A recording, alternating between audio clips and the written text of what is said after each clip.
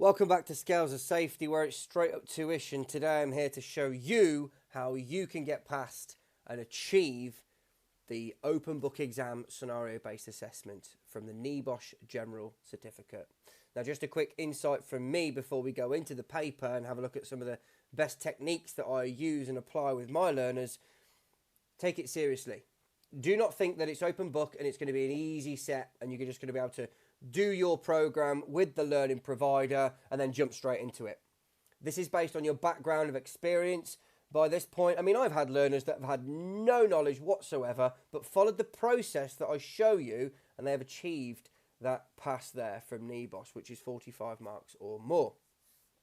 So with that, as I said, just take your time with it. Make sure you read the guidance.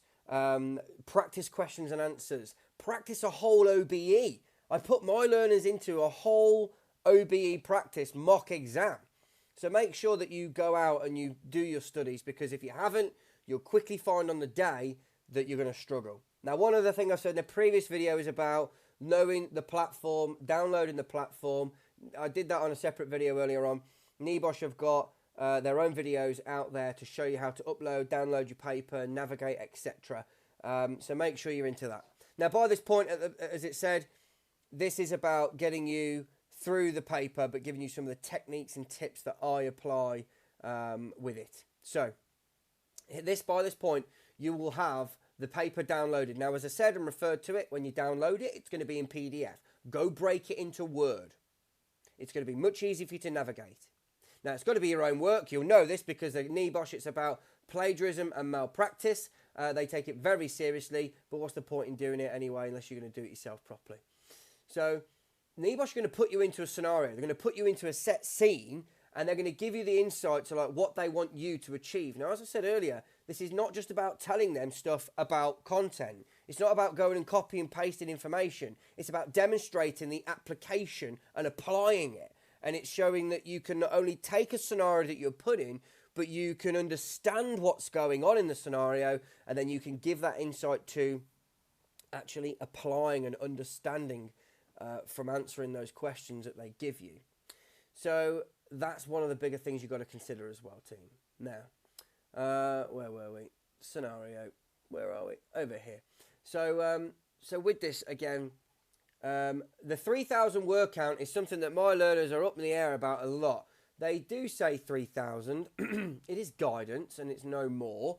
So don't worry yourself if you're, I mean, it says 3,300 words because there's a 10% tolerance as well. But equally, don't be worried and torn up over it.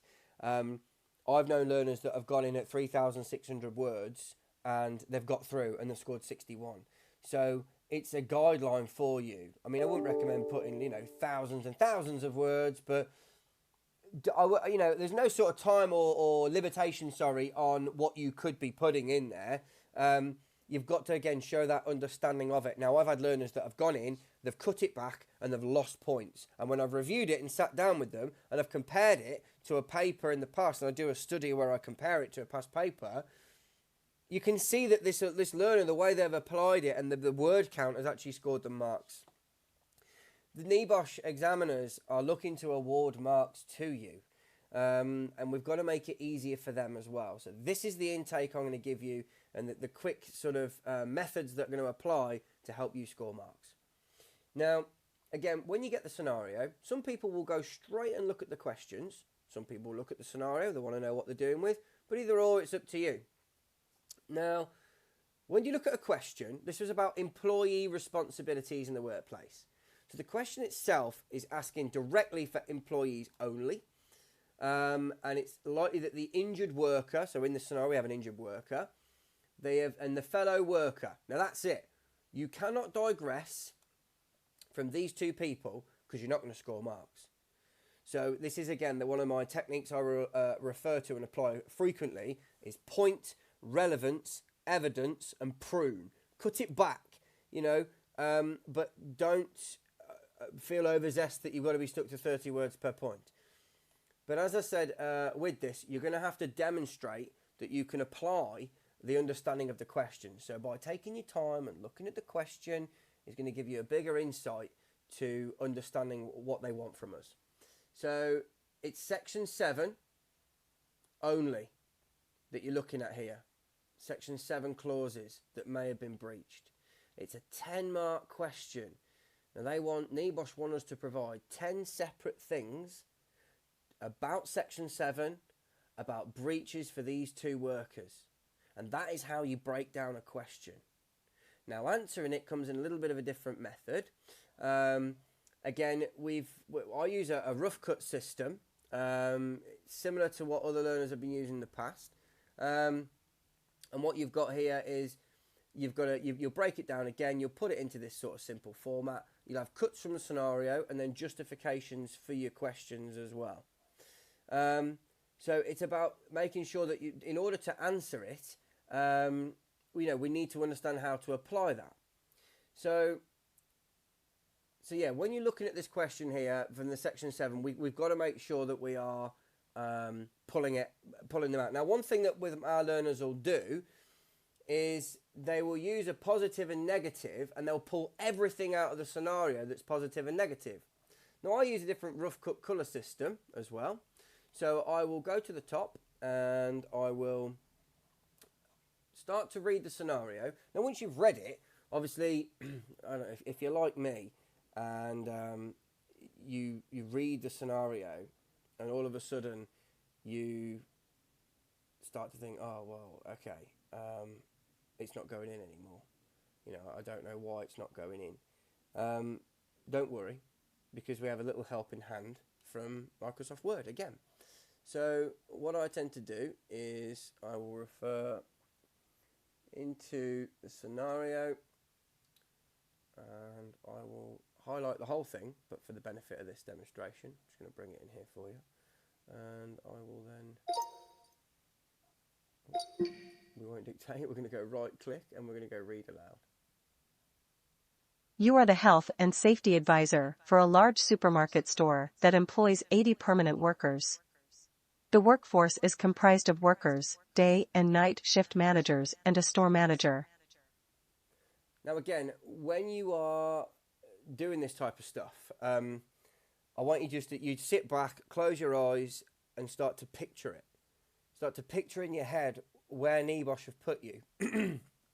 I found that, again, I recorded it on my phone, the read aloud, and then went out for a walk in the afternoon and just started listening to it over and over and over. In fact, you could even go to bed listening to it if you're that serious about it, because I did. And it's a bit of a brainwave where there's a question that I was trying to get through, and I got through it by just picturing and visualizing the scenario itself, because that opens doors. Some of my other learners, I will get them to draw. We drew it on a flip chart.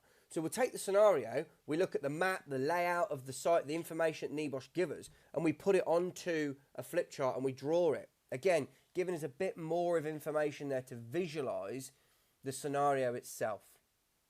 So go, and I use another system called a color system as well.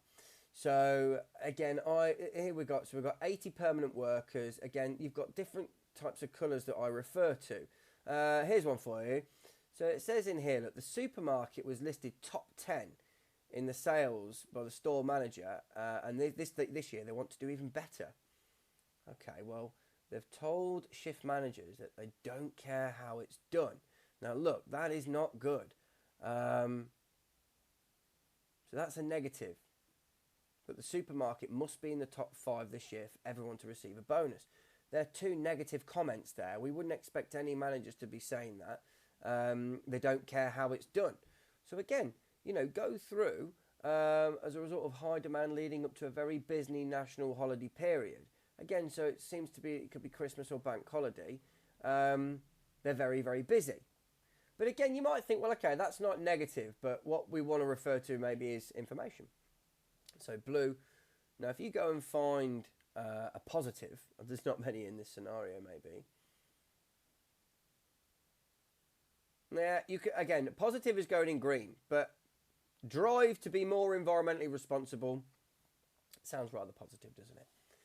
So go and colour code it, and go and have a look at colour coding the SBA as well. That's going to help you there too. So that's just a quick insight now. I'm going to hold it there. We've looked at how we look at dissecting questions. We've looked at how we navigate the scenario. Oh, and one more thing as well before I go. You get 24 hours.